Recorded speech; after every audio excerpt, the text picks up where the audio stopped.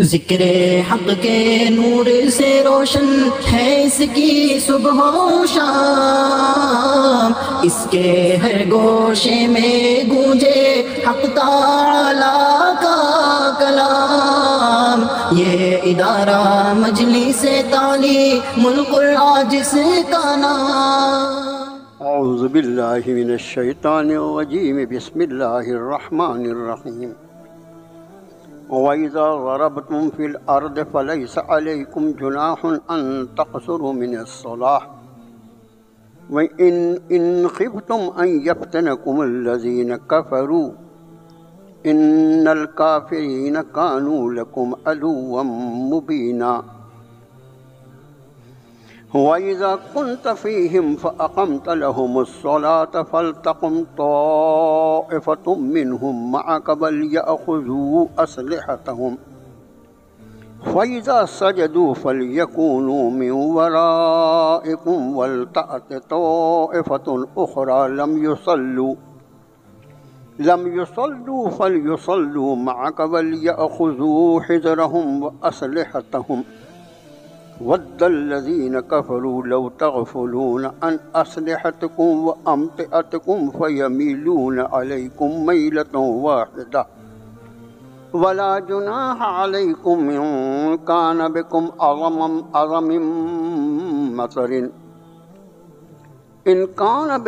أَذًى مِّن مَّطَرٍ أَوْ كُنتُم مَّرْضَىٰ أَن تَضَعُوا أَسْلِحَتَكُمْ وَخُذُوا حِذْرَكُمْ إِنَّ اللَّهَ أَعَدَّ لِلْكَافِرِينَ عَذَابًا مُّهِينًا۔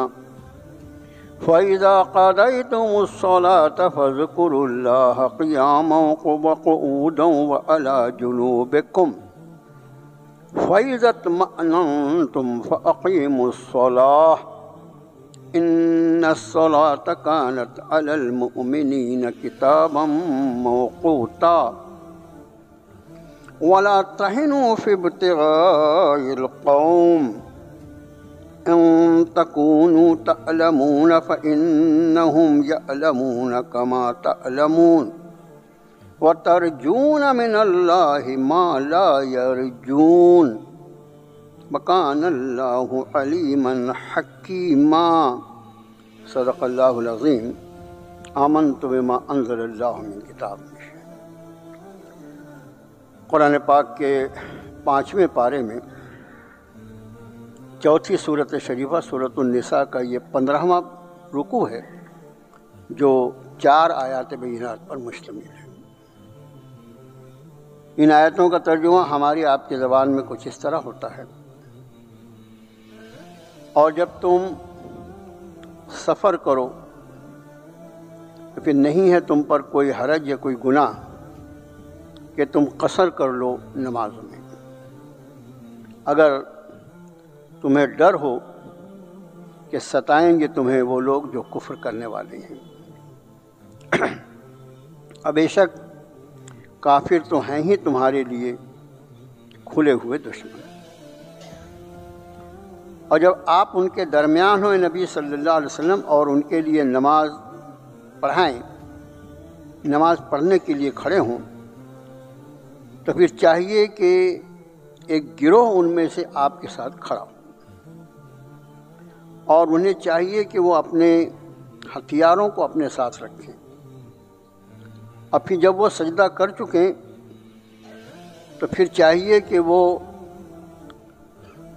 آپ کے پیچھے ہو جائیں، اور آ جائے ایک دوسرا گروہ جنہوں نے اب تک نماز نہیں پڑھا، پھر وہ نماز پڑھیں آپ کے ساتھ، اور انہیں بھی چاہیے کہ وہ اپنے بچاؤ کے سامان اور اپنے ہتھیار ساتھ رکھیں۔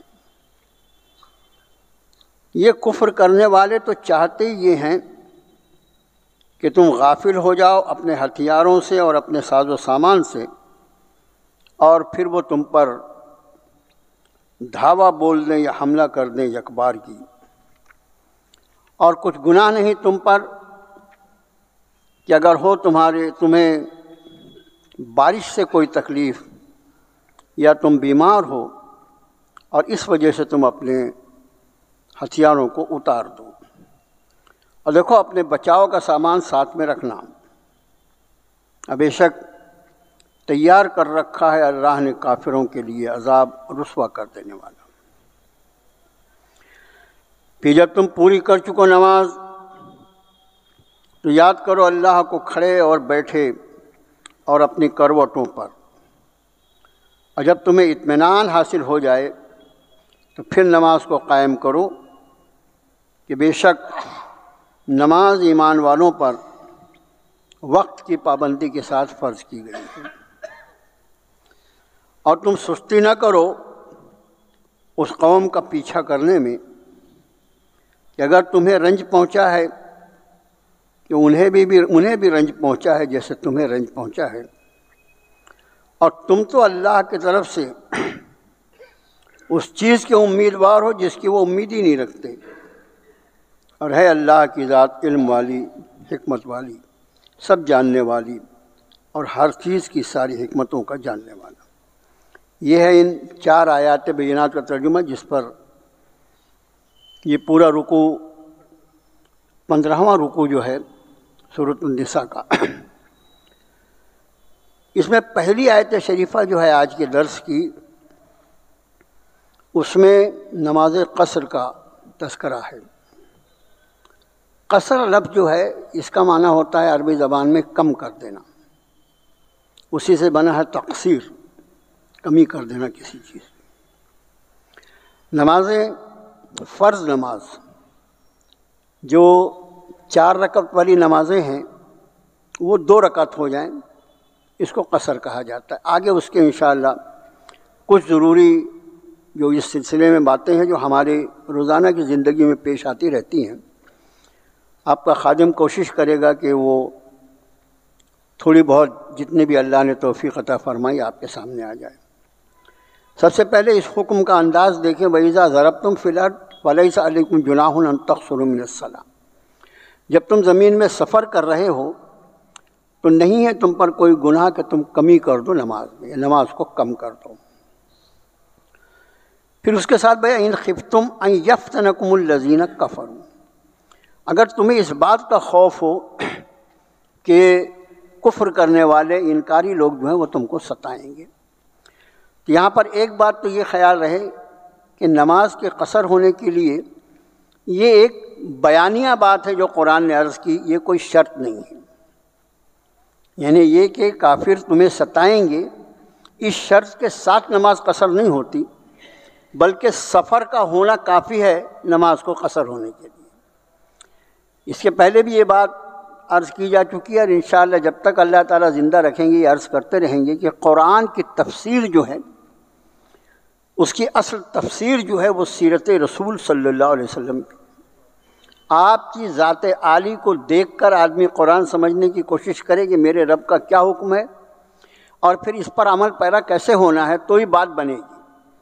صرف الفاظ کے معنی لغت کے ذریعے معلوم کر لینا اور اس کے بعد اپنے آپ کو عالم دین سمجھ کر اس میں رائزنی کرنا، یہ اپنے ایمان کو خطرے میں ڈالنے کی چیز ہے۔ بہت میں آپ سے صاف طور سے کہتا ہوں میرے بھائیوں، سب سے قیمتی اثاثہ ہمارا جو ہے وہ الحمدللہ ثم الحمدللہ ایمان ہے، اور شیطان کی پوری کوشش یہ ہوتی ہے کہ ہمارے اعمال جو ہیں وہ چلتے رہیں، لیکن وہ اتنا جانکار ہے، اتنا عالم ہے، شیطان خود بہت بڑا عالم ہے، وہ یہ جانتا ہے کہ اس کے پاس اعمال کا کتنا ہی بڑا ذخیرہ لے جائے یہ، لیکن اگر میں اس کے ایمان کو داغدار کر دوں تو جب وہاں پر نتیجہ نکلے گا تو یہ مکمل طور پر ناکام ہو جائے گا اور میں اپنے کوشش میں کامیاب ہوں۔ اس لیے بہت اس بات کا خیال رکھیں، دین اسلام، اس کے احکام، قرآن و حدیث، یہ عمل کرنے کی چیزیں ہیں، ایمان لانے کی چیزیں ہیں، یہ موضوع بحث بنا کر اپنا علم جھاڑنے کی جگہ نہیں ہے۔ اپنا علم جھاڑنے کے لیے بہت سارے میدان پڑے ہیں، وہاں جا کر آدمی اپنا ذہنی تعیش کو اختیار کرے، ہم کبھی نہیں منع کریں گے، لیکن کتاب و سنت میں رائے زنی، میں یہ سمجھتا ہوں، میں نے یہ سمجھا ہے اور آج تک کسی کو یہ سمجھ میں نہیں آیا، لفظ تو یہ ہے، اس کے تو یہ معنی ہوتے ہیں، یہ ساری چیزیں جو ایمان کو خطرے میں ڈالنے والی ہیں۔ بہت صفائی سے میں عرض کروں کہ یہاں پر بظاہر الفاظ اگر دیکھے جائیں تو اس شرط کے ساتھ ان خفتم ان یفتنکم الذین کفروا، کہ یہ جو تم پر نماز کو قصر کرنے کی جو اس میں اجازت دی جا رہی ہے، بظاہر الفاظ سے ایسا لگتا ہے کہ اگر کافروں کے طرف سے کسی ستائے جانے کا، کسی خدشے کا کوئی خطرہ ہو تو نماز قصر کرنا ہے، لیکن اللہ کے رسول صلی اللہ علیہ وسلم جو بات ارشاد فرماتے ہیں، کیا خوب بات، حضرت عمر رضی اللہ تعالیٰ عنہ اس کے راوی ہیں، ابو داؤد نے اس کو نقل کیا، وہ کہتے ہیں کہ اللہ کے رسول صلی اللہ علیہ وسلم نے ارشاد فرمایا کہ نماز میں قصر کی اجازت اللہ کی طرف سے تمہارے لیے صدقہ ہے۔ یہ لفظ جو استعمال ہوا صدقہ، حدیث شریف کے الفاظ ہیں، یہ ابو داؤد کی روایت ہے کہ آپ فرماتے ہیں کہ یہ نماز میں قصر جو ہے، نماز میں کمی کر دینا، یہ اللہ کی طرف سے تمہارے لیے صدقہ ہے اور تم اللہ کے صدقے کو قبول کر لو، تم اللہ کے صدقے کو قبول کر لو۔ آپ دیکھیے یہی انداز ہے، یہ جو صدقے کا لفظ ہے نا، جیسے ہمارے ہاں سال کے 365 دنوں میں 5 دن ایسے رکھے ہیں شریعت مطہرہ نے جس میں روزہ رکھنا حرام ہے، اس میں روزہ رکھنا حرام ہے۔ ایک تو عید الفطر کا دن ہے، اور دوسرے بات 4 دن جو ہیں 10، 11، 12، 13، یہ ذی الحج کے 4 دن، یہ 5 دن روزے کا رکھنا حرام قرار دیا اللہ کے رسول صلی اللہ علیہ وسلم نے اس کی وجہ جو بیان فرمائی وہ بھی بالکل اس سے ملتی جلتی ہے۔ ارشاد فرمایا اللہ عز و جل اپنے بندوں کے لیے اپنے دسترخوان کو بچھا دیتے ہیں، اور جب اللہ نے اپنا دسترخوان بچھایا تو تم کو روزہ رکھنے کی اجازت نہیں، تم کو روزہ حرام ہے اگر روزہ رکھو گے۔ تو جیسے اس روزے کی حرمت کے بارے میں آپ نے ارشاد فرمایا کہ وہ اللہ کا دسترخوان پھیلا ہوتا ہے اس لیے منع ہے، ٹھیک یہی انداز یہاں ہے نماز کے قصر کے معاملے میں۔ آپ نے فرمایا یہ تم پر اللہ کی طرف سے صدقہ ہے اور اس صدقے کو تم قبول کر لو۔ اب اس نماز کے قصر کے معاملے میں کچھ اور باتیں جو بنیادی ہیں وہ اپنے ذہن میں رکھیں کہ سفر کی حالت میں یہ تو سفر کس کو کہتے ہیں، سفر کی ڈیفینیشن کیا، یہ بھی معلوم ہونا چاہیے نا۔ تو نماز کے قصر ہونے کے لیے، یا جس کو شرعی سفر کہا جاتا ہے، وہ سفر کے احکام الگ ہیں۔ جیسے کوئی خاتون اگر سفر پر جانا چاہے تو اس کو محرم کو ساتھ میں رکھنا ضروری ہے، بغیر محرم کے تو یہ سفر جو ہے شرعی سفر کس کو کہتے ہیں، یہ ہمارے آپ کے علم میں ہونا چاہیے، پوری امت کو معلوم ہونا چاہیے۔ اب تو ایسا ہے کہ قرآن و سنت کی کتنی مخالفت معاذ اللہ کی جا سکتی ہے، اس کا ایک ماحول بنا ہوا ہے۔ کوئی زمانہ تھا کہ جب آدمی حج کے لیے جاتا تھا، عمرے کا اس وقت بہت زیادہ رواج نہیں تھا، عمرے کا رواج ابھی ہو گیا ہے، پچھلے 10-15 سالوں میں عمرے کا رواج زیادہ ہو گیا، حج کے علاوہ کوئی سفر ہوتا نہیں تھا۔ حج میں سب سے بنیادی چیز جو تھی وہ محرم کی تھی کسی عورت کے لیے، اور اس کی اپلیکیشن، اس کی درخواست اس شرط پہ قبول کی جاتی تھی کہ اس کے ساتھ محرم۔ یہاں تک بھی ہم نے دیکھا، اپنا ذاتی تجربہ عرض کرتا ہوں، کہ اگر کوئی خاتون بغیر محرم کے جدہ پہنچ جائے تو اس کو جدہ سے واپس کر دیتے تھے۔ ہمارے حج کے سفر میں خود ایسا ہوا، روک دیتے تھے، نہیں آپ کا محرم نہیں ہے نا، نہیں جانے دیں گے۔ لیکن ابھی تو ایسا ہے کہ وہاں پر جو کچھ ہو رہا ہے، یعنی بات آ گئی اس لیے عرض کرتا ہوں کہ وہ ایک صاحب آ گئے جو ننگا ناچ کر رہا ہے وہ اس سعودی میں، اس میں ایک بات یہ بھی ہے کہ کوئی خاتون اگر بغیر محرم کے بھی حج کے لیے آئے تو اس کو کوئی اعتراض نہیں ہے کہ دین اور شریعت اس کے باپ کی ملکیت ہے کیا؟ اور ہماری حکومت نے جو 1 نمبر اسلام دشمن ہیں وہ تو اس پر خوش ہو گئے، اور باقاعدہ انہوں نے کوٹا مقرر کر دیا کہ بھئی اتنی عورتوں کو ہم بغیر محرم کے بھیجیں گے، اس لیے کہ اسلام کے احکام توڑے جائیں اور اس کا مذاق بنا جائے، وہ تو ان کا سب سے بڑا مشغلہ ہے۔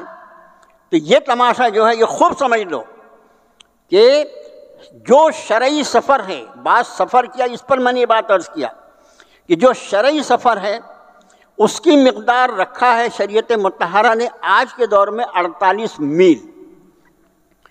اس کو 3 منزل کہتے ہیں. اب منزل ہم اور آپ کیا سمجھیں گے؟ منزل ہم کیا سمجھیں؟ تو میل میں 48 میل اور کلومیٹر میں 77 اشاریہ سم تھنگ.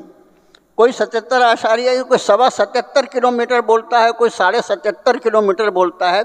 77 اور 78 کلومیٹر. اب 48 میل جو ہے اس کو آپ کلومیٹر میں جب کنورٹ کریں گے تو ظاہر ہے کہ 5 میل جو ہوتا ہے وہ 8 کلومیٹر کے برابر ہوتا ہے. یہ فارمولہ یاد رکھنا. 5 میل جو ہوتا ہے وہ 8 کلومیٹر کے برابر ہوتا ہے.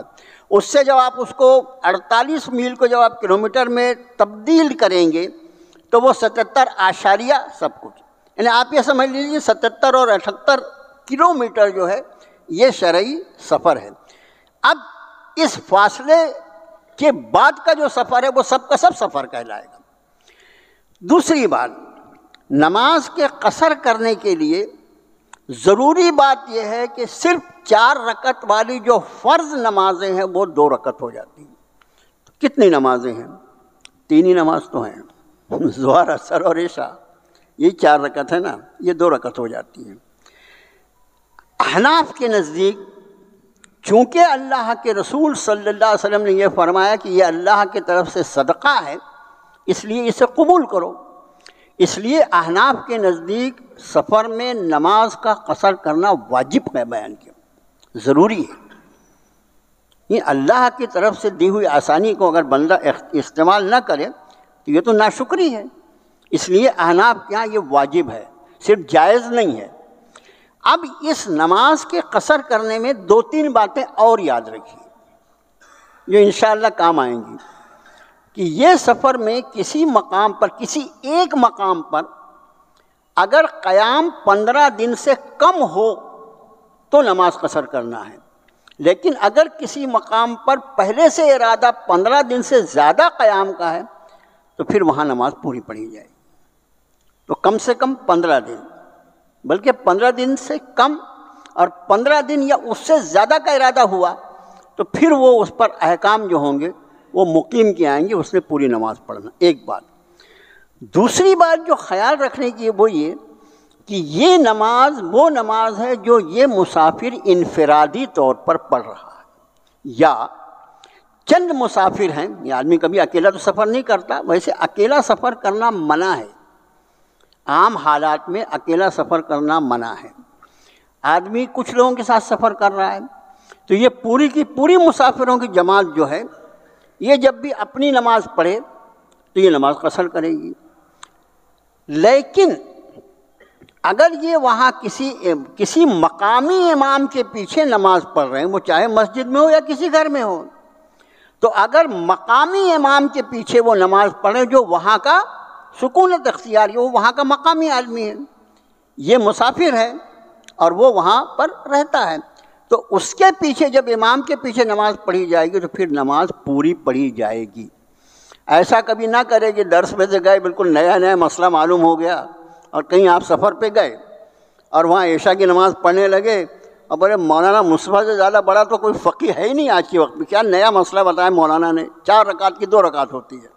اب آپ گئے امراوتی اور وہاں وہ بیچارے امام صاحب نے 2 رکعت پڑھی فرض پہلے اور اس کے بعد کھڑے ہوئے تیسرے رکعت کے لیے. آپ بیٹھے ہیں، التحیات بھی پڑھ لیے، درود شریف بھی پڑھ لیے، دعائے معصورہ بھی پڑھ لیے، السلام علیکم ورحمۃ اللہ، اور نکل کے چلے جا رہے ہیں. کیا ہوا؟ ہمارے آگے درس سنو، تم کو بتاتے درس جاؤ، نئے مسئلے. ایسا مسئلہ نہیں ہے. امام کے پیچھے جب آدمی ہوتا ہے تو ہمیشہ امام کا تابع ہوتا ہے.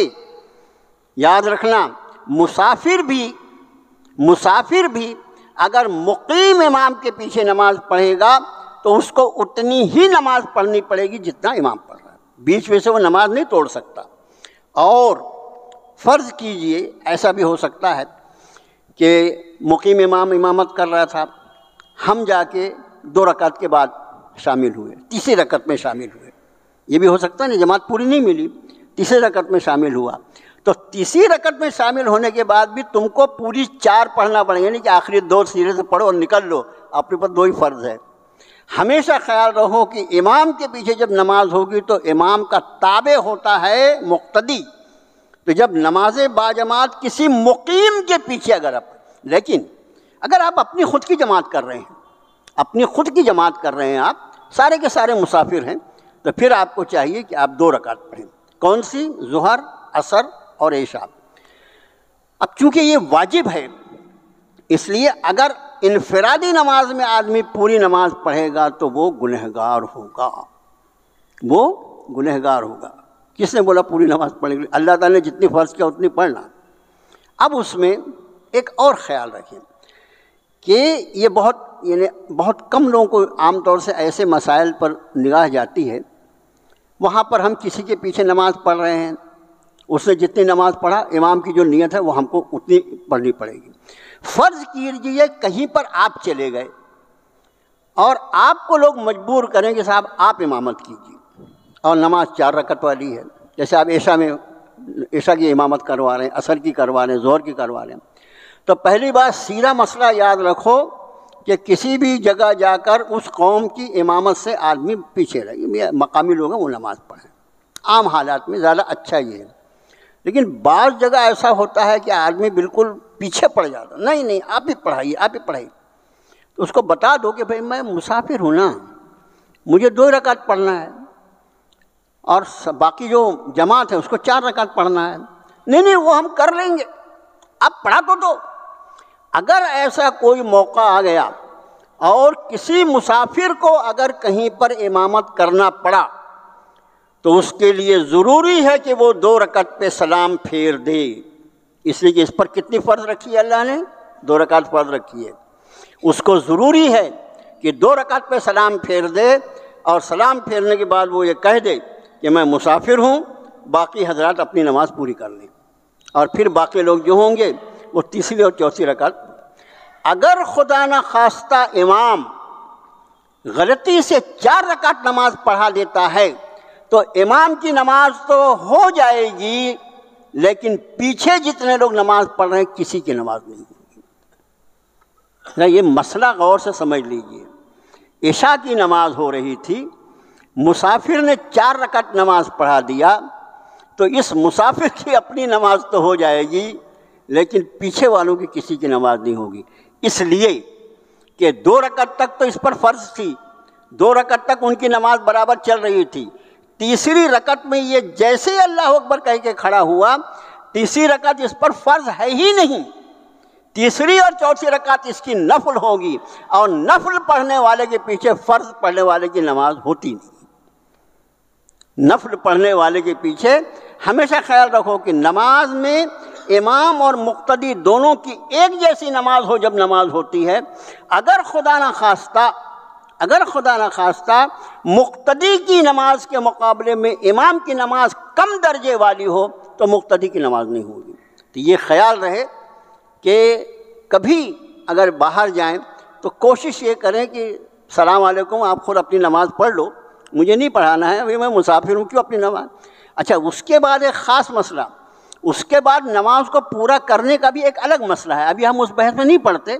وہ کھڑے ہوں گے اور وہ اپنی سورہ فاتحہ کے برابر جو مقدار ہے اتنے کھڑے رہیں گے، اپنا رکوع سجدہ سب الگ الگ کریں گے، لیکن کیوں امت کو اتنے جھگڑے میں ڈالنا؟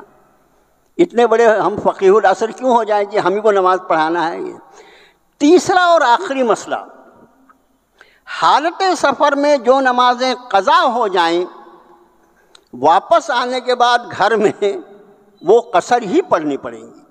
جیسے کسی آدمی کی ظہر کبھی چھوٹ کے بیچارے کی حالت سفر میں مجبوری سے، تو جب گھر آ کر وہ اس کی قضا کرے گا، یا وہاں پہ بھی قضا کرے یا گھر پر آ کر، خاص طور سے گھر پہ آ کر، اس لیے جب گھر پر آ گیا تو یہاں تو سب نمازیں پوری پڑھے گا نا وہ، تو گھر پر آ کے اگر وہ قضا کرے گا تو چونکہ اس کو 2 ہی فرض تھی، اس لیے وہ ظہر اس کو 2 ہی پڑھنا پڑے گا۔ مگر حالت سفر میں اگر کسی حالت حضر کی قضا ادا کر رہا ہے، یہ بھی سفر پہ گیا، آج کل سفر تو ماشاءاللہ بہت سہولیات رہتی ہے، بہت آسانی رہتی ہیں، اور خاص طور سے مولوی لوگ کا سفر جو رہتا ہے، آگے پیچھے لوگ بیچارے گھومتے رہتے ہیں، مانی کیا سمجھتے ہیں مولوی لوگ کو، تو بہت آسانی رہتی ہے اس میں۔ اب وہاں پر جو خالی وقت ہے، اس کو ایسا لگا کہ میری کوئی نماز گھر میں چھوٹی سی فلاں والی، میں اس کی قضا کر لوں، تو وہ حالت سفر میں بھی وہ قضا کرے گا تو وہ پوری پڑھنا پڑے گا۔ جیسے یہاں کی چھوٹی ہوئی ظہر اگر وہ حالت سفر میں پڑھ رہا ہے تو اس کو 4 پڑھنا پڑے گا، اور وہاں کی چھوٹی ہوئی قضا اگر ظہر یہاں گھر میں آ کے پڑھ رہا ہے تو 2 ہی رکعت پڑھنا پڑے گا۔ یہاں تک اتنی بات خیال میں رکھیں، اور باقی مسائل اپنے علماء سے، جب آدمی سفر پر جائے تو اپنے علماء سے معلوم کر لیں۔ اور جیسا میں نے بتایا کہ 77 کلومیٹر کے اوپر کا کہ سفر جو ہے وہ سفر شرعی سفر کہلاتا ہے۔ عورتوں کے لیے بغیر محرم کے وہ سفر جائز نہیں، اور نماز کی قصر جو ہے اس مسافت کے بعد ہوتی ہے، اس کے پہلے نہیں۔ اس کا خیال رکھیں۔ اور اس کے بعد کہاں سے شروع ہوتی ہے نماز اور کہاں سے، یہ سارے مسائل جو ہیں اگر وہ ایک ہی رکعت پہ ہو تو پورا درس اسی پر ہو جائے گا، اس لیے اس کا خیال رکھیں نماز قصر کے بارے میں۔ یہ اللہ کی طرف سے ایک عطا ہے، اللہ کی طرف۔ ہاں، اور ایک اور اہم مسئلہ رہ گیا کہ سنتیں جو ہیں اس کی قصر نہیں ہوتی، مگر سنتوں کی وہ تاکید ختم ہو جاتی ہے۔ سنتیں جیسے سنتیں جو ہم پڑھتے ہیں سنت موکلہ، ظہر کے پہلے کی 4 سنت موکلہ، فجر کے پہلے کی 2 سنت موکلہ، اور احادیث مبارکہ کو دیکھ کر یہ معلوم ہوتا ہے کہ آپ صلی اللہ علیہ وسلم نے حالت سفر میں فجر کی سنت کبھی ترک نہیں فرمائی۔ جتنی سنتیں دن بھر میں پڑھی جاتی ہیں، یعنی 5 کی 5 نماز میں، ان میں سب سے افضل ترین سنت جو ہے وہ فجر کی سنت ہے، اس کو آپ نے کبھی نہیں ترک فرمایا۔ حدیث شریف کی کتابوں میں ہمارے یہاں کیا ہے، تھوڑا سا علم دین حاصل کرنے کے لیے آدمی کو وقت نکالنا چاہیے، علماء سے رابطے میں رہنا چاہیے، علماء سے رابطے میں رہنا چاہیے میرے بھائیوں۔ دین جو آتا ہے وہ علماء کی صحبت سے آتا ہے۔ اب ہمارے یہاں کیا ہوتا ہے، منمانی بہت زیادہ ہوتی ہے، تو احادیث مبارکہ جہاں بات آئی تو صرف بخاری شریف میں ہے۔ خالی بخاری شریف ایک ہی حدیث کی کتاب ہے، بخاری اور مسلم کو ملا کر تو صحیحین بنتا ہے یار، تو مسلم کو کیوں چھوڑتا ہے تم؟ اس کے بعد صحاح جو ہے وہ پورا حدیثوں کا گروپ ہے، وہ صحاح ستہ کہلاتا ہے۔ 6 کتابیں حدیث شریف کی 6 مشہور کتابیں وہ صحاح ستہ کہلاتی ہیں۔ اس کے علاوہ بھی اور کتابیں ہیں حدیث شریف، اس میں ایک کتاب کا نام بہت مشہور ہے آثار السنن۔ یہ حدیث شریف کا کمال یہ ہے اس کتاب کا، ہر کتاب میں حدیث شریف کی الگ الگ آپ کو اس کا وہ دکھے گا ٹیمپریچر۔ آثار السنن اس کتاب کی خاصیت یہ ہے کہ جیسے یہ ہے کہ نماز میں یہ اذان جو ہے، اذان میں 2 مرتبہ اللہ اکبر بولنا ہے کہ 1 مرتبہ بولنا ہے، 2 مرتبہ اشہد ان لا الہ الا اللہ بولنا ہے کہ 1 مرتبہ بولنا ہے۔ انہوں نے 2 والی بھی روایت لا دیا، 1 والی بھی روایت لا دیا۔ نماز میں رفع یدین کرنا ہے نہیں کرنا ہے، 2 والی بھی انہوں نے لا دیا، 1 والی بھی لا دیا۔ تو جتنی سنتیں ہیں نماز کی، سنتیں الگ، میں نے آپ سے عرض کیا نا کہ سنتیں جو ہیں یہ لڑنے جھگڑنے کی چیز، جو جس سنت پر عمل پیرا اس کو عمل پیرا ہونے دو اور اس پہ کج بحثی مت کرو۔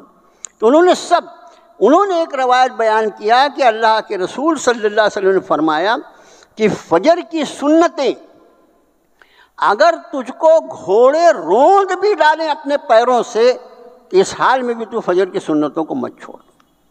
اسے لگتا ہے کہ فجر کی سنتیں جو ہیں وہ اہم ترین سنتیں ہیں، اور اس کے بعد کی جو باقی سنتیں ہیں جو سنتیں موکدہ کہلاتی ہیں، جیسے ظہر کے پہلے کی 4، ظہر کے بعد کی 2، مغرب کے بعد کی 2، عشاء کے بعد کی 2، یہ سنتیں سب سنتیں موکدہ ہیں۔ اور اس میں تراویح کو بھی لے لیجیے اگر رمضان میں تو جتنی سنتیں موکدہ ہے وہ اس کی تاکید ختم ہو جاتی ہے۔ اگر آدمی پڑھے گا تو پوری پڑھنا پڑے گا، سنت نمازوں میں قصر نہیں، پڑھے گا تو پوری پڑھے گا۔ اور اگر وہ ان نمازوں کو مصروفیات کی وجہ سے چھوڑ بھی دے تو حالت حضر میں، حالت اقامت میں، اپنے وطن میں رہنے کی صورت میں اگر سنت موکدہ چھوڑی جائے تو آدمی گنہگار ہوگا۔ یہ جو تمہاری جمعے کی نماز 2 رکعت چلتی ہے نا، جو معلوم نہیں کہاں سے لائے بھائی 2 رکعت، کوئی جمعہ جو ہے وہ 2 رکعت فرض ہے، اس کے ساتھ خطبہ اس کا شرط ہے، خطبہ جو ہے وہ شرط جمعہ ہے، اس کے بغیر جمعہ نہیں ہوگا، اور اس کے آگے پیچھے سنت نمازیں ہیں، وہ سب ملا کے جمعہ بنتا ہے۔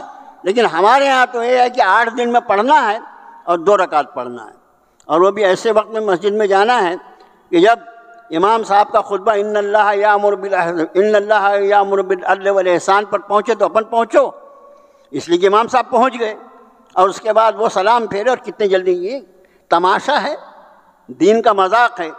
اس کے بعد بولتے ہیں کہ ہم پر ایسے حالات کیوں ہیں؟ ارے تم نے کتنی وفاداری کی اپنے اللہ اور اپنے رسول کے ساتھ، یہ تو دیکھو۔ وہ تو اس کے کرم اور نبی کریم صلی اللہ علیہ وسلم کی دعاؤں کا سہارا مل گیا کہ امت بچی ہوئی ہے، ورنہ نافرمانیاں، اتنی نافرمانیاں اور پھر ہماری جسارت یہ ہے کہ کوئی نافرمانی کو نافرمانی سمجھنے کو تیار نہیں، گناہ کو گناہ سمجھنے کو تیار نہیں، گناہ کو گناہ سمجھنے کو تیار نہیں۔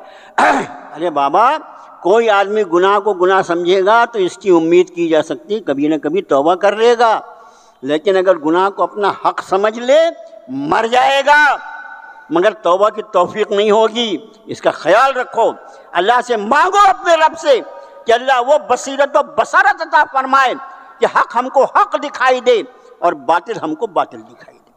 بہرحال عرض ہم نے یہ کیا کہ سنت نمازیں جو ہوں اس میں کوئی قصر نہیں ہوتی، قصر جو ہوتی ہے وہ صرف 4 رکعت والی جو نمازیں وہ 2 رکعت ہو جاتی ہیں، مغرب پوری 3 کی 3 رہتی ہے، اس کو 2 رکعت میں پوری کر لینا، اور اس کے بعد جو باتیں عرض کی گئی اس کو خیال رکھیں، اور اس کا باقی مسائل جو تفصیلی مسائل ہیں اس کے لیے علماء سے رابطہ کرو۔ مجھے بتاؤ تمہارے شہر میں کوئی ایسا عالم ہے کیا جس کے پاس آپ کوئی مسئلہ پوچھنے کے اس نے بولا پہلے 50 روپیہ دے تو بتاتا ہوں، بتا دیں؟ ارے تمہاری میراث کی وہ تقسیم جو ہمارا مفتی ایک دن میں کر کے دیتا ہے، اسی اعتبار سے میراث کی تقسیم کے لیے تم کورٹ میں جاؤ، تم کو 10 سال اپنی چپل گھسنا پڑے گا اور 10 لاکھ روپیہ خرچ کرنا پڑے گا، اور اس کے بعد بھی انصاف نہیں ملے گا۔ آج بھی امت مسلمہ کو اللہ نے جن چیزوں سے نوازا ہے وہ بالکل بے مثال ہیں۔ اگلی آیت شریفہ میں جس نماز کا تذکرہ ہے ذرا اس نماز کو دیکھو۔ وَإِذَا كُنْتَ فِيهِمْ، اور جب آپ ہوں ان کے درمیان اے نبی صلی اللہ علیہ وسلم، تو بظاہر ایسا لگتا ہے جیسے یہ حکم جو ہے صرف آپ صلی اللہ علیہ وسلم کی موجودگی کے لیے ہے، لیکن میں نے بتایا الفاظ سے پورے مفسر قرآن نہیں بننے کا۔ یہ آیت شریفہ کا حکم جو ہے اس لیے کہ جو آیت نازل ہو رہی ہے وہ آپ صلی اللہ علیہ وسلم کے قلب انور پر نازل فرمائی جا رہی ہے، اور نبی کی موجودگی میں بغیر کسی شرعی عذر کے نبی کے سوا کوئی امامت کر ہی نہیں سکتا۔ یہ مقام امامت جو ہے نا، مقام امامت جس کو ہم نے سب سے سستا سمجھا ہے، اس لیے کہ 5 روپٹی جو ہے وہ ہم جمعے کے پیٹی میں ڈالتے ہیں، تو ہمارا ضروری ہے ہمارے لیے کہ ہم امام پر کوئی نہ کوئی بات نقض کریں، اس کو مسئلے بتائیں، اس کا کرتا کھینچیں، اس میں عیب نکالیں، اس کی داڑھی کو ناپیں، یہ سب ہمارے ضروری ہے۔ 5 روپیہ دیا نا جمعے میں۔ یہ مقام امامت جو ہے یہ جناب محمد الرسول اللہ صلی اللہ علیہ وسلم سے براہ راست پہنچا ہے، اور یہ اتنا اہم مقام ہے کہ جب تک اللہ کے رسول موجود ہوں تو کسی بھی عذر کے بغیر آپ کی موجودگی میں کوئی دوسرا امامت کر ہی نہیں سکتا۔ مقام امامت وہ ہے، اس لیے یہاں پر آپ کے لیے فرمایا وَإِذَا كُنْتَ فِيهِمْ، اے نبی صلی اللہ علیہ وسلم جب آپ ہوں ان کے درمیان، فَأَقَمْتَ لَهُمُ الصَّلَاةَ، اور آپ قائم کریں ان کے لیے نماز، ان کے لیے مطلب ان کے ساتھ نماز۔ فَلْتَقُمْ طَائِفَةٌ مِّنْهُمْ مَعَكَ، پھر چاہیے، یہ نماز کے پہلے ہی بتا دوں، اس نماز کو نماز خوف کہا جاتا ہے، صلاۃ الخوف۔ خوف کی کیفیت میں نماز کیسے ادا کی جائے گی، یہ پورے قرآن میں یہی ایک آیت ہے سورۃ النساء کی، اور اس میں یہ ایسی نماز ہے کہ اس کے احکام بالکل الگ ہیں۔ دیکھیے کیسی ہے، فرمایا کہ جب آپ ان کے ساتھ نماز پڑھیں تو فَلْتَقُمْ طَائِفَةٌ مِّنْكُمْ مَعَكَ، چاہیے کہ ان میں سے ایک ٹولی، ایک گروہ آپ کے ساتھ نماز میں کھڑا ہو جائے۔ وَلْيَأْخُذُوا أَسْلِحَتَهُمْ، اور وہ اپنے ہتھیاروں کو ساتھ میں لے لیں۔ یہ وَلْيَأْخُذُوا جو ہے وہ لے لیں، تو لینے سے مراد ہاتھ میں لینے ایسا مراد نہیں ہے، بلکہ مفسرین یہ کہتے ہیں کہ اپنے ہتھیار جو ہوتے ہیں اس میں عام طور سے ایسا طرز ہوتا ہے، جیسے آج دیکھیے آپ جو رائفل ہے، رائفل جو رہتی ہے ہمیشہ اس میں ایسا پٹا لگا رہتا ہے کہ ہمیشہ کندھے میں لٹکی رہتی ہے، فوجی کے یا ہمارے جو پولیس کے سپاہی ہوتے ہیں۔ ریوالور جو ہے، ریوالور بھی جو ہوتی ہے وہ باقاعدہ ایک بیلٹ رہتا ہے اور اس میں ریوالور لٹکی رہتی ہے۔ اور دوسرے بھی جو مطلب ہتھیار ہوتے ہیں، وہ ہتھیار ہمیشہ ہاتھ میں رکھنے کے نہیں ہوتے، بلکہ ان کو اپنے جسم پر سجایا جا سکتا ہے، ان کو اپنے ساتھ رکھا جا سکتا ہے۔ اس لیے مفسرین نے فرمایا وَلْيَأْخُذُوا أَسْلِحَتَهُمْ، اور وہ چاہیے کہ وہ اپنے ہتھیار لے لیں۔ اس سے مراد ایسا نہیں کہ ہاتھ میں تلوار لے کے نماز پڑھے گا، بلکہ اپنے ہتھیار کو ساتھ میں رکھے گا۔ فَإِذَا سَجَدُوا فَلْيَكُونُوا مِنْ وَرَائِكُمْ، ایک گروہ آیا، اپنے ہتھیاروں کے ساتھ آیا، اپنے ہتھیاروں کے ساتھ آیا، اور اس نے نبی کریم صلی اللہ علیہ وسلم کی امامت میں یا آپ کا زمانہ گزرنے کے بعد جو بھی امام وقت ہو اس کی امامت۔ آج بھی اگر ایسے حالات آ جائیں تو آج بھی یہ نماز پڑھی جائے گی۔ ایسا نہیں ہوا کہ آپ صلی اللہ علیہ وسلم کے اس دنیا سے تشریف لے جانے کے بعد اس کے احکام خدا نخواستہ منسوخ ہو گئے۔ یہ صلاۃ الخوف، اس لیے کہ امن اور خوف یہ دونوں حالات جو ہیں تو انسانی زندگی کے ساتھ لگے ہوئے ہیں، لیکن نماز ایک ایسا فریضہ ہے، نماز ایک ایسا فریضہ ہے جو امن میں تو ہے ہی ہے، لیکن حالت خوف میں بھی اس کو ترک نہیں کیا جا سکتا، مگر حالت خوف میں رب تعالیٰ کی طرف سے ان احکام میں اتنی آسانیاں مرحمت فرما دی گئیں کہ اگر دشمن یکا یک تم پر حلہ بول دے تو تم اس کا مقابلہ کر سکو۔ تو اب یہ نماز کیسے ہو رہی ہے کہ اللہ کے رسول صلی اللہ علیہ وسلم امامت فرما رہے ہیں، 2 رکعت کی آپ نے نیت باندھی، ایک گروہ جو تھا فوج کا وہ آپ کے ساتھ کھڑا ہوا تھا۔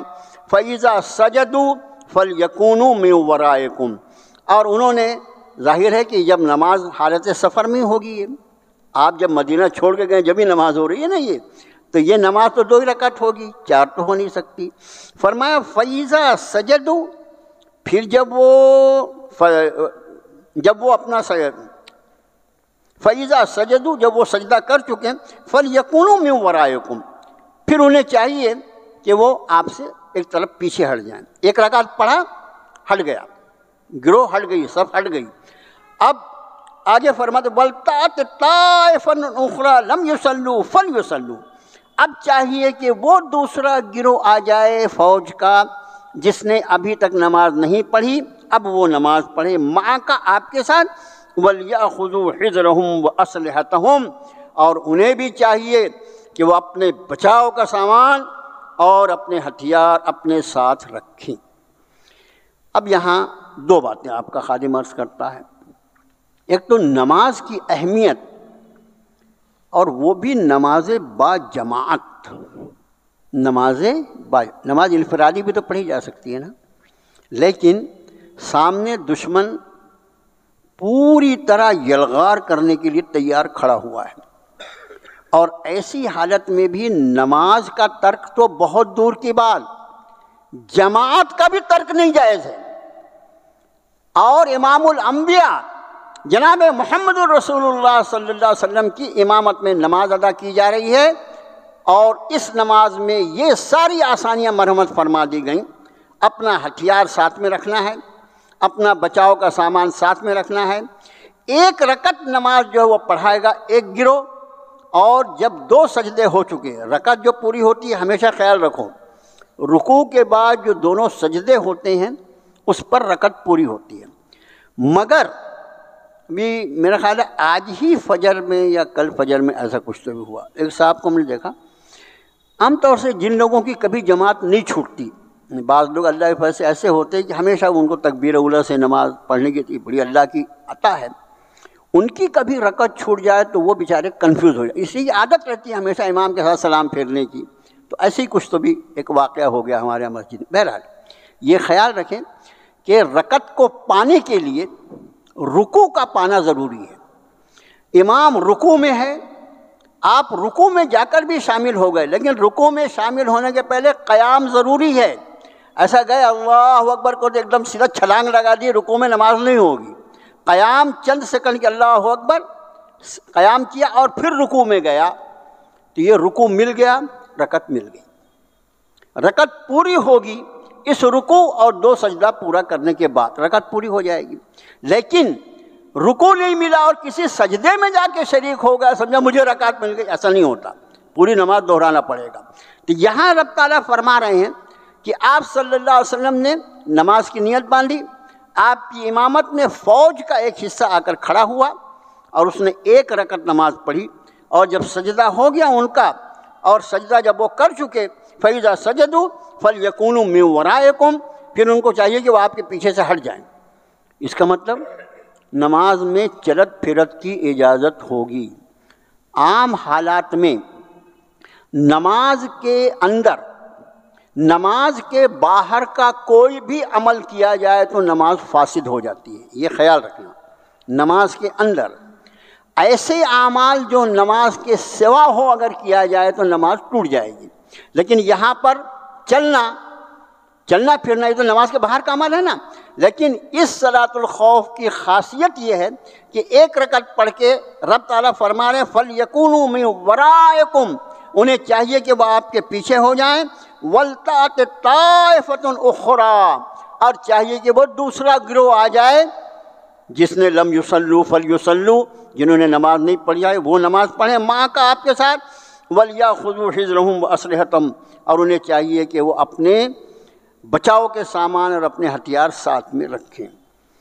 وَدَّ الَّذِينَ كَفَرُوا لَوْ تَغْفُلُونَ عَنْ أَسْلِحَتِكُمْ وَأَمْتِعَتِكُمْ فَيَمِيلُونَ عَلَيْكُمْ مَيْلَةً وَاحِدَةً، یہ کفر کرنے والے یہ تو چاہتے ہی ہیں کہ تم اپنے ساز و سامان اپنے ہتھیاروں سے غافل ہو جاؤ اور تم پر اچانک حملہ کر دیں۔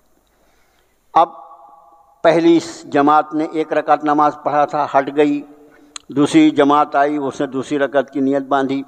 اب جب دونوں رکعتیں پوری ہوئی تو امام صاحب سلام پھیریں گے، سلام پھیرے تو امام کی کتنی نماز ہوگی؟ 2 رکعت ہو گئی پوری۔ لیکن یہ دونوں جماعتیں جو ہیں سب کی 1 رکعت ہوئی ہے نا، تو امام کے سلام پھیرنے کے بعد وہ جماعت جس نے دوسری رکعت میں آپ کے اختلاف کو پکڑا ہے وہ تو اپنی نماز پوری کر لے گا، جیسے امام کی 2 رکعت نماز میں اگر 1 رکعت ملے تو ہم 2 رکعت جیسے پوری کرتے ہیں وہ تو پوری کر لے گا۔ لیکن وہ جماعت کا وہ حصہ جس نے پہلی رکعت آپ کے سامنے پڑھا تھا وہ بھی آپ کے سلام پھیرنے کے بعد اپنی رکعت پوری کرے گا۔ یہ ساری اجازتیں جو ہیں یہ کس وجہ سے ہیں؟ اس مخصوص حالات کی وجہ سے کہ یہ صلاۃ الخوف ہے۔ اس سے آپ کو نماز کی اہمیت کا انداز کرنا چاہیے امت کو کہ اگر خوف کی حالت میں نماز با جماعت قائم کرنا ہے۔ ویسے ایک بات اور میں آپ کو عرض کر دوں آپ کی معلومات کے لیے، یہ نماز خوف کب ہے؟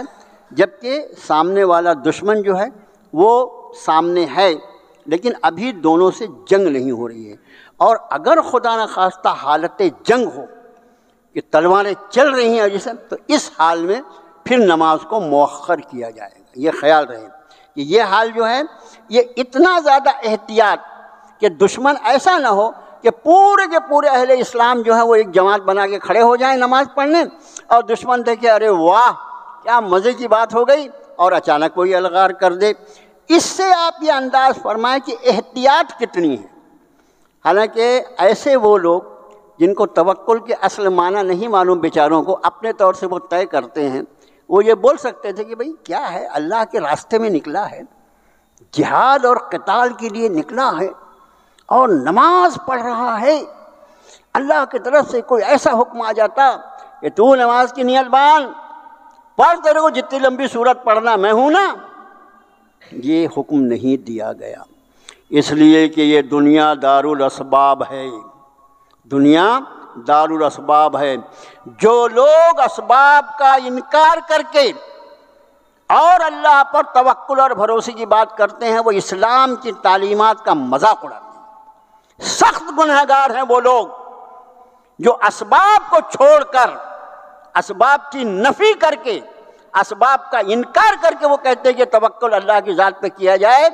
اللہ قادر مطلق ہے، اس میں اگر کوئی شک کرے تو وہ مومن نہیں ہو سکتا، لیکن اسی قادر مطلق نے اس دنیا کو دارالاسباب بنایا ہے، اور ان اسباب کو چونکہ اللہ نے ہمارے لیے پیدا کیا، اس لیے سارے اسباب کا اختیار کرنا عین عبادت ہے۔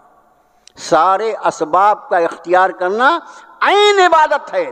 جیسے رزق حلال، مجھے بھوک لگتی ہے، مجھے کھانا چاہیے، تو کھانے کے لیے کمانا چاہیے نا۔ اب کمانے جاؤں گا تو جتنے کمانے کے حلال اور جائز راستے ہیں، میں اس میں سے جو اختیار کروں گا وہ اس وقت تک میں اللہ کے راستے میں گنا جاؤں گا۔ حدیث شریف میں آپ نے فرمایا، کوئی شخص اگر رزق حلال کی تلاش میں نکلا اور اس حال میں اس کی موت ہو گئی تو اللہ اس کو شہادت کا درجہ مرحمت فرمائے۔ تو وہ لوگوں کو اپنے عقل کا علاج کرنا چاہیے، اور یہ آیت شریفہ دیکھنا چاہیے کہ اس میں کیا احکام دیے گئے ہیں۔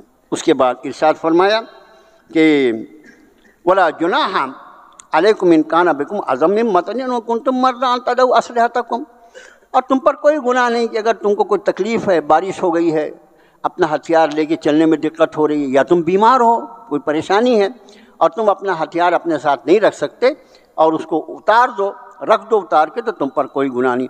وَخُذُوا حِذْرَكُمْ، دیکھو اپنے بچاؤ کا سامان برابر لیے رہنا، بچاؤ کا سامان لیے رہنا۔ ان اللہ اعد للکافرین عذابا مہینا، بے شک اللہ نے تیار کر رکھا ہے کافروں کے لیے عذاب رسوا کر دینے والا۔ اگلی آیت شریفہ، فَإِذَا قَضَيْتُمُ الصَّلَاةَ فَاذْكُرُوا اللَّهَ قِيَامًا وَقُعُودًا وَعَلَىٰ جُنُوبِكُمْ۔ اب نماز کی تو ایک خاص کیفیت ہے، نماز کی ایک خاص کیفیت ہے، الحمدللہ سارے مسلمان جانتے ہیں، لیکن نماز کے علاوہ جو ذکر اللہ ہے، وہ ذکر اللہ کے لیے تو کوئی خاص کیفیت ہے ہی نہیں، بلکہ اس کے لیے کوئی خاص شرط ہی نہیں ہے، کوئی پابندی نہیں۔ آخری درجے میں وہ کہو تو عجیب و غریب لگتا ہے، لیکن کہنے میں کیا حرج ہے۔ دیکھو قرآن شریف کو بغیر وضو کے چھونا یہ مکروہ تحریمی ہے۔ مصحف مبارک کو بالکل سن لو اچھی طرح کان کھول کے، اس میں زیادہ عقل نہیں بگھارنے کا۔ مصحف مبارک یہ قرآن شریف ہے نا، اس کو بغیر وضو کے چھونا یا پکڑنا یہ مکروہ تحریمی، حرام کے قریب ہے۔ مگر آدمی بغیر قرآن کو لیے ہوئے زبانی قرآن شریف باوضو پڑھے ثواب زیادہ ملے گا، لیکن بے وضو پڑھے تو بھی بے وضو پڑھ سکتا ہے، لیکن حالت جنابت میں قرآن کی ایک آیت بھی وہ نہیں پڑھ سکتا۔ یہ مسائل ذرا یاد رکھو، یہ قرآن کو اگر مصحف مبارک کو لے کر پڑھنا ہے اس کے لیے وضو ضروری، بغیر مصحف مبارک کے زمانی پڑھتا ہے، باوضو ہوگا تو اجر زیادہ ملے گا، ثواب زیادہ ہوگا، بے وضو ہوگا تو پڑھ سکتا ہے اجازت ہے، مگر ثواب میں کمی ہو جائے گی۔ لیکن ذکر اللہ، اللہ کا ذکر، اب اللہ کے ذکر کی جب بات آئی تو ایک بات میں شاید بہت پہلے، میرا خیال ہے 15 سال پہلے، 20 سال پہلے میں نے بات عرض کیا تھا کہ آپ دیکھو ہمارا کلمہ طیبہ جو ہے، لا الہ الا اللہ محمد الرسول اللہ، اس کلمہ طیبہ کی ایک خاصیت آپ دیکھیں گے کہ پورے قرآن میں کہیں ایک آیت کی شکل میں یہ کلمہ نہیں ہے۔ لا الہ الا اللہ جو وہ تو کئی جگہ ہے، لا الہ الا اللہ وہ کئی جگہ ہے، اور محمد الرسول اللہ وہ صرف ایک جگہ ہے، سورہ فتح کے آخر میں۔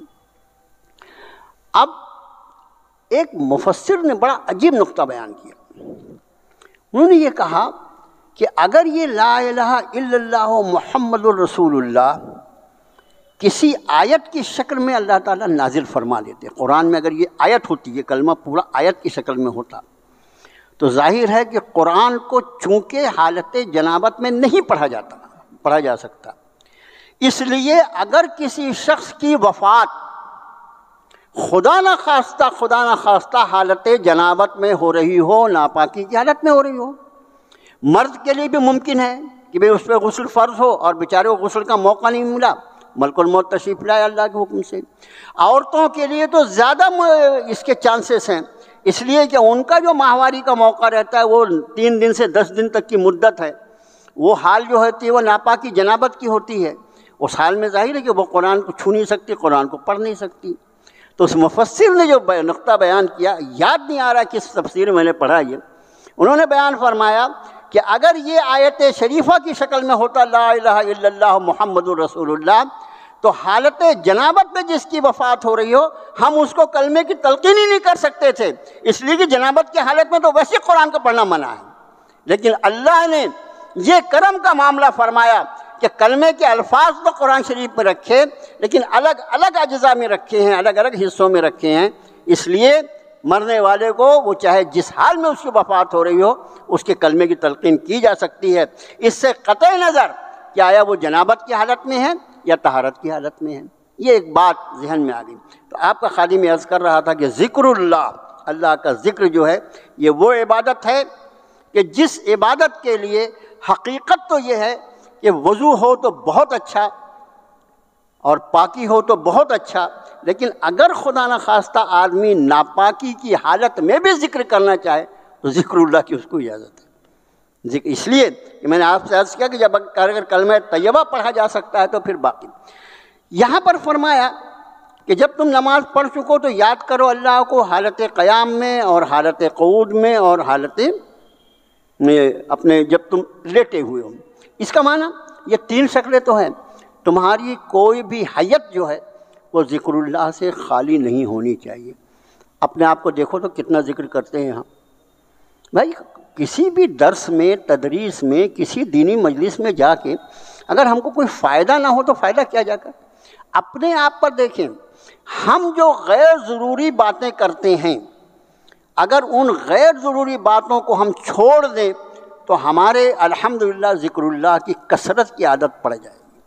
اور اللہ کے ذکر کی کثرت کا ایک بڑا فائدہ یہ ہے کہ جب اللہ تعالیٰ کی کثرت سے ذکر کی توفیق مل جاتی ہے تو پھر آدمی کو جلوت کے مقابلے میں خلوت زیادہ پسند ہوتی ہے۔ ہمارا معاملہ یہ ہے کہ ہم کو اکیلے رہنا پسند ہی نہیں ہے، اور ابھی تو ایسا ہے کہ ابھی کسی وقت میں ایسا تھا کہ بھئی اکیلے ہیں تو فون کرو، ارے ذوالفقار، ارے بیٹا میں اکیلا بیٹھا ہوں، ادھر آ تھوڑا گپ شپ کریں گے یار، فلاں صاحب کو بلا لو۔ ابھی تو مسٹر موبائل ہیں ساتھ میں، مسٹر موبائل ایسی، یعنی بعض اس میں اتنے فائدے کی چیزیں ہیں جس کی کوئی حد نہیں، اور بعض اس میں ایسے نقصانات ہیں، اتنے بھیانک نقصانات کے پہلو ہیں کہ اللہ معاف فرمائے اگر آدمی احتیاط نہ کرے تو اس کی آخرت کو آگ لگنے میں کوئی دو رائے نہیں ہو سکتی۔ بہت احتیاط سے دیکھو، میں آپ سے عرض کروں، ہمارے گھر کا کچن جو ہے اس میں چھریاں ہیں، چاقو ہے، بڑا چھرا بھی رکھا ہوا عید الاضحیٰ کے لیے، وہ سب ٹھیک ہے، لیکن اس کا احتیاط سے استعمال وہیں تک ٹھیک ہے، اسی کا غلط استعمال ہو جائے تو کیا کا کیا۔ ہر چیز جو ہے اس کا استعمال حد کے اندر کرنے کی عادت ڈالو، حد سے اگر باہر جاؤ گے تو اس کا استعمال آپ کے لیے ہلاک کر دینے والا ہوگا۔ یہ ذکر اللہ کی عادت ڈالنے کی کوشش کرو۔ آج کے درس میں آپ سے خاص طور سے درخواست کرتا ہوں کہ آپ اپنے آپ کو اس کا پابند بنائیے کہ جب آپ کا وقت خالی ہے، جب آپ کی زبان کسی، جیسے ابھی یہ جو کچھ آپ کا خادم عرض کر رہا ہے یہ سب کا سب اللہ کا ذکر ہے، اور آپ جو سن رہے ہیں الحمدللہ ثم الحمدللہ آپ مسلسل اللہ کا ذکر سن رہے ہیں، اس لیے کہ یہ کتاب اللہ ہے، اللہ کا کلام ہے، اس کا پڑھنا پڑھانا اور اس کی تشریح اور تفسیر جو ہے، اگر یہ ذکر اللہ نہ ہو تو کیا ہو۔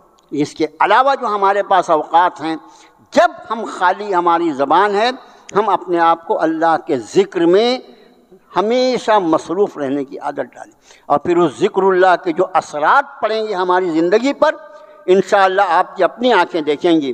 میرے بھائیو، قرآن نے کہا الذین یذکرون اللہ قیاما وقعودا وعلی جنوبہم ویتفکرون فی خلق السماوات والارض، یہ وہ لوگ ہیں کھڑے بیٹھے لیٹے ہمیشہ اللہ کا ذکر کرتے رہتے ہیں اور غور کرتے رہتے ہیں اللہ کی تخلیقات میں۔ ذکر اللہ ایسی عبادت ہے جس کے لیے لفظ کثیر کا لفظ قرآن میں استعمال ہوا۔ نماز کے لیے بھی کثرت کا لفظ نہیں آیا نماز قرآن میں، اگر کثرت کا لفظ آیا تو فرمایا وَالذَّاكِرِينَ اللَّهَ كَثِيرًا وَالذَّاكِرَاتِ، بہت کثرت سے اللہ کا ذکر کرنے والے مرد اور بہت کثرت سے اللہ کا ذکر کرنے والی عورتیں، اعد اللہ لہم مغفرۃ واجرا عظیما، اللہ نے ان کے لیے مغفرت اور اجر عظیم تیار کر۔ مگر یہ خیال رکھیں کہ صرف ذکر نہیں، اس کے اوپر بہت بڑی آیت ہے پوری ان المسلمین والمسلمات والمؤمنین والمؤمنات والقانتین، پوری سورہ احزاب کی آیت ہے، اس کا آخری حصہ میں نے پڑھ کر سنایا. کوئی ایسا نہ سمجھے کہ صرف ذکر کا وہاں تذکرہ ہے، اور بھی کئی عبادات ہیں، لیکن ساری عبادات کے بعد جب ذکر اللہ کا تذکرہ رب تعالیٰ نے فرمایا تو اس کے ساتھ کثرت کا لفظ فرمایا، اس لیے کہ صرف ذکر اللہ ہی وہ عبادت ہے جس کی کثرت بہت آسان ہے. اس کے علاوہ کسی اور نماز کی اگر عبادت کی آدمی کثرت کرنا چاہے تو اس میں بہت سارے تکلفات کی ضرورت پیش آئے گی. دوسرے ایک ذکر یہ ہے قرآن کی تلاوت. صاد والقرآن ذی الذکر، قسم اس قرآن کی جو سراپا ذکر ہے. اللہ کے کلام کے علاوہ بھی اس سے بڑھ کر بھی کوئی ذکر ہو سکتا ہے؟ پورا قرآن ذکر ہے. پھر اسماء الہی، پھر دعائیں، پھر کلمات، استغفار، درود شریف، سب کا سب ذکر میں ہے. آخری بات جو ذکر کے تعلق سے عرض کروں، ذکر کہتے ہیں یاد کو، اور یاد کا تعلق جو ہوتا ہے وہ زبان سے نہیں بلکہ دل سے ہوتا ہے. یاد کہاں آتی ہے؟ دل میں آتی ہے. ہم کو دیکھو نا، ہم نماز میں جب رہتے ہیں تو جو کچھ کبھی نہیں یاد آتا وہ بھی نماز میں یاد آتا ہے، اس لیے کہ ہمارا دل ادھر ادھر گھومتے رہتا ہے. ہم کھڑے رہتے ہیں کیسے بھی دل گھومتا رہتا ہے. تو یاد کا تعلق دل سے ہے.